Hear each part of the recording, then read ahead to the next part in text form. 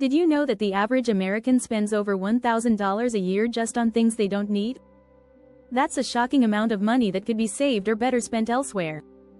And yet, most of us continue to buy, work, and live in ways that only make our lives more complicated. I was once in the same boat. I used to chase the latest trends, overcommit myself, and live under the weight of perfectionism. But here's the truth. Simplifying my life completely changed the way I feel and live today. In this video, I'm going to share 6 powerful things I quit to create a life that's simpler, more peaceful, and way less expensive. These aren't the usual tips you've heard before. I'm talking about real strategies, backed by surprising facts, that help me make lasting changes. So, if you're ready to stop living on autopilot, reduce stress, and take control of your time and money, keep watching. The first step toward a simpler life starts here. Chapter 1. Goodbye to mindless shopping sprees. How I kicked retail therapy for good. One of the biggest hurdles in achieving frugal living was overcoming the temptation of retail therapy.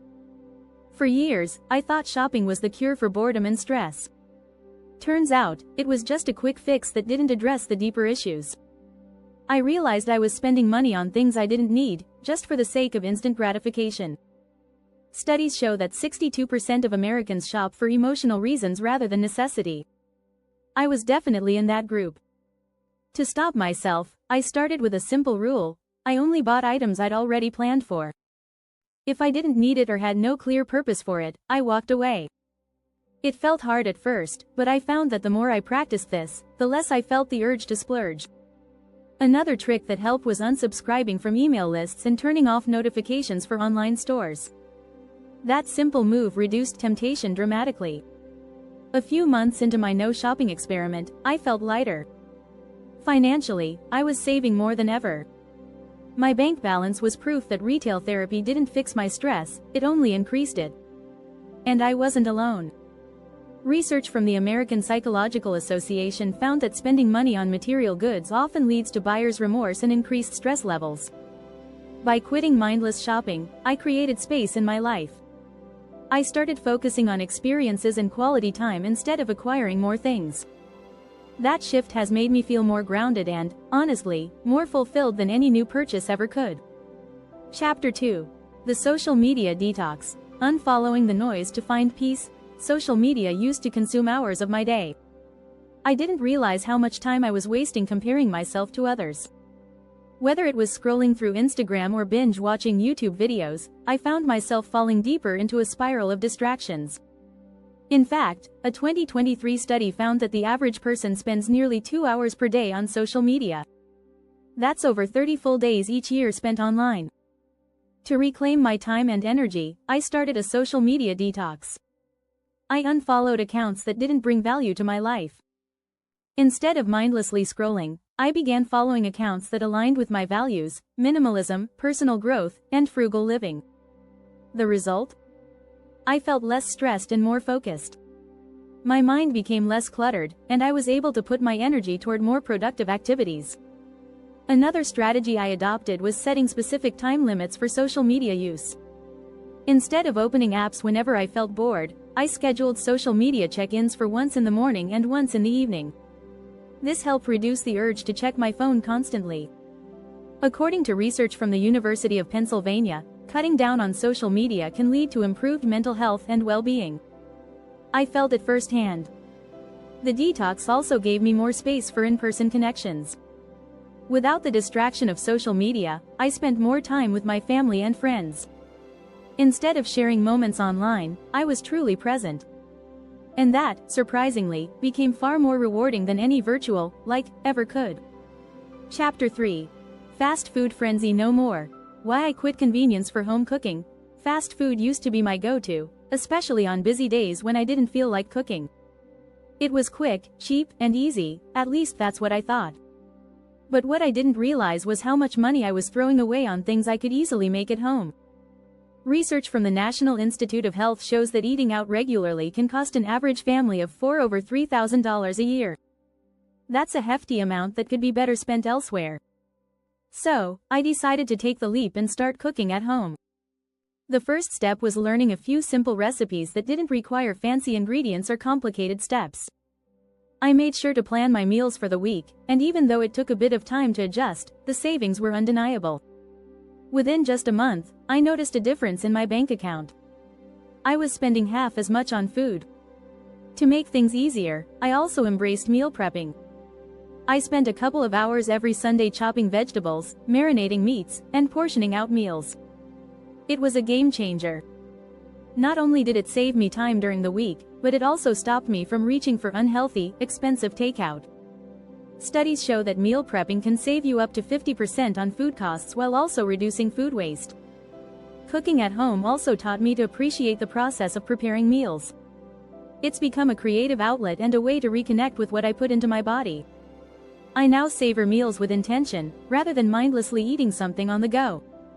Plus, the joy of sitting down for a home-cooked meal is something I can't get from fast food. So, by quitting the fast food frenzy, I not only simplified my life but also gained control over my health and my budget. It's one of the best decisions I've made in my frugal living journey. If you're finding these tips helpful, don't forget to hit the subscribe button. That way, you won't miss any of the upcoming chapters where we dive deeper into simplifying your life. Chapter 4. Toxic Time-Sucking Commitments. Why I started saying no. Over the years, I found myself saying yes to everything: work projects, social events, family gatherings. But I started noticing a pattern. Each yes left me drained, with little time for the things I truly cared about. I was overwhelmed by too many commitments, and it was affecting my mental and physical well-being. Research by the American Institute of Stress shows that overcommitment is one of the leading causes of burnout, a condition that affects nearly 40% of American workers. The key shift for me was learning to say no. It wasn't easy at first. I felt guilty turning down invitations or rejecting new projects, but I quickly realized that saying no wasn't a sign of selfishness, it was an act of self-care. I started prioritizing what mattered most to me and setting boundaries around my time. According to the book Essentialism by Greg McKeown, saying no is one of the most powerful tools for living a more focused, meaningful life. One strategy that worked wonders was to ask myself a simple question before committing to anything: will this activity add value to my life or take away from it? If the answer was no, I learned to walk away. This practice not only saved me time but also helped me be more present when I did say yes to something. The result? I found myself feeling more energized and focused, with time to enjoy the things I truly loved. Another useful tactic was to schedule me time into my calendar. By treating time for self-care as an important commitment, I ensured I wasn't constantly running on empty. Data from the Mayo Clinic shows that people who set aside regular time for relaxation and hobbies experience less stress and better overall health. I found that simply taking time to recharge made me more productive and happier. Chapter 5. Chasing Perfectionism. How letting go of flawlessness set me free. Perfectionism used to control every part of my life. Whether it was my home, my work, or even my personal appearance, I always felt like I had to meet some impossible standard. But the truth is, perfectionism often leads to stress, anxiety, and a feeling of inadequacy. In fact, studies show that perfectionism is linked to higher rates of anxiety and depression, particularly among women. I realized that perfectionism wasn't serving me, it was holding me back from experiencing joy and growth. The first step was accepting that good enough was actually perfect. I stopped obsessing over tiny details and started embracing the idea of progress over perfection. I no longer tried to make everything flawless. Instead, I focused on doing things with intention and purpose. The book The Gifts of Imperfection by Brené Brown helped me understand that embracing vulnerability and imperfection is key to living a fulfilled life. She writes, "Imperfection is not our personal problem, it is a natural part of existing." One strategy that worked wonders was letting go of the need for a perfect home. Instead of spending hours tidying and cleaning for the sake of appearances, I created a more functional and minimalist living space. I realized that a clean home didn't need to be flawless, it needed to be comfortable and lived in. Studies show that clutter and disorganization contribute to stress and anxiety. By simplifying my space, I not only reduced physical clutter but also mental clutter. I also stopped comparing my work to others. Perfectionism often thrives on comparison, and I used to measure my success based on external standards. I learned that the only comparison that matters is to my past self.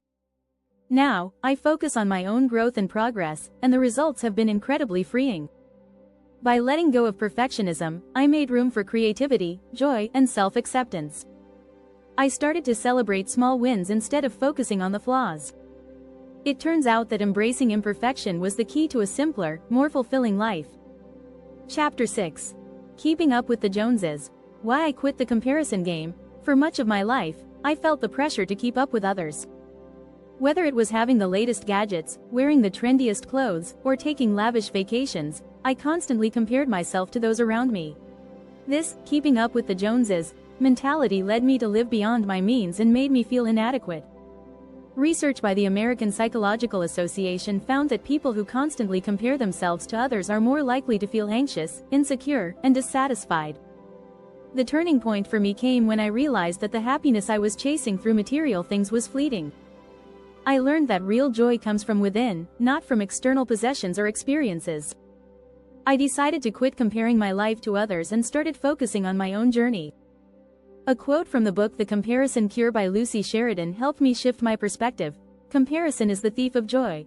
One of the first strategies I used was to unfollow social media accounts that made me feel inferior.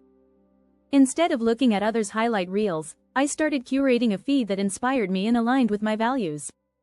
Research has shown that social comparison can negatively impact mental health, and this small change made a significant difference in my well-being.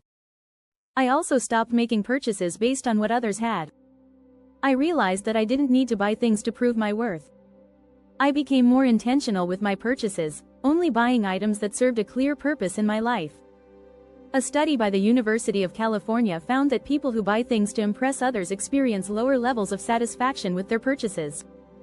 Instead of looking outward, I focused on what I truly valued. I began setting personal goals and pursuing them without worrying about what anyone else was doing. This shift gave me a sense of peace and fulfillment that I had never experienced before. I learned that the most important thing is not how I measure up to others but how I feel about myself. By quitting the comparison game, I simplified my life in ways I never thought possible. I became more content, less stressed, and focused on living in alignment with my own values. When you stop measuring your worth against others, you finally get to enjoy your own life on your terms. If you found this video helpful, don't forget to subscribe for more tips on simplifying your life, embracing minimalism, and living with intention. Thanks for watching, and I'll see you in the next one.